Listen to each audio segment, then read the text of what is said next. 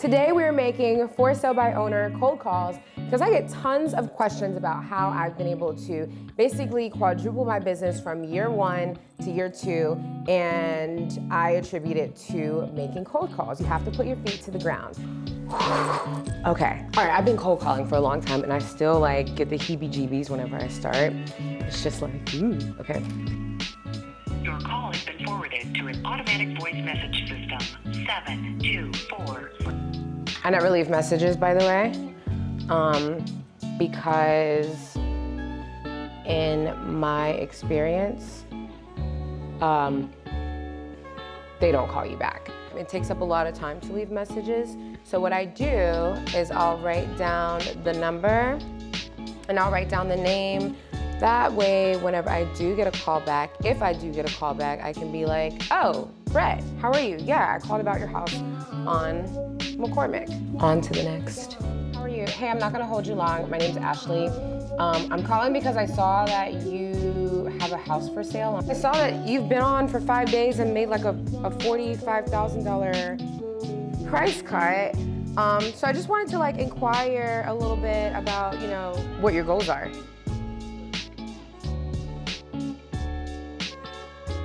I'm calling because I saw that you have a house for sale. I saw that you had an open house last weekend for your property. Well, thank you for taking my phone call. I think that's a really good place to wrap up today. So, out of 15 phone calls that I made today, I have 3 clients who have gave me permission to follow up in the next week and a half, next 2 weeks, and in the next 15 days. I also got an appointment for this Saturday for a house that is being sold for about $320 for sale by owner, by just simply making a connection with the seller and just kind of seeing how it goes. Now you can see I not one time said anything about listing their house. That is the key, and that's the secret, because everybody else is calling. I hear that agents don't even call. I hear that a lot of times they text message.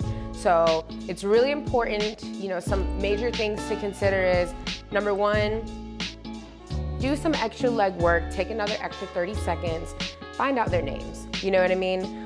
Be able to say, hey, Brian, how are you? Automatically, their guard is down because every other real estate agent is calling and saying, hey, I'm so-and-so from so-and-so, and selling yourself without putting the client first. So that's tip number 1. Tip number 2, make sure you're standing up, make sure you're energized, make sure you have everything here, have your computer ready. If somebody does say, tell me what's happening in my area, pull up the MLS, be able to have that conversation with them.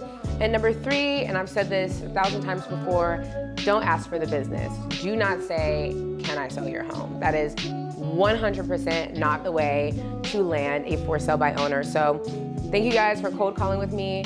The first step is just literally putting one foot in front of the other, and it's not gonna be comfortable.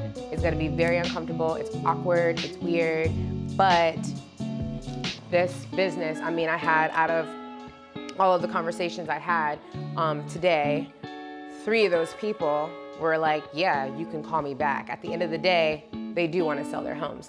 And then the appointment on Saturday that I'm really excited about. So thanks for hanging out with me. Thanks for cold calling.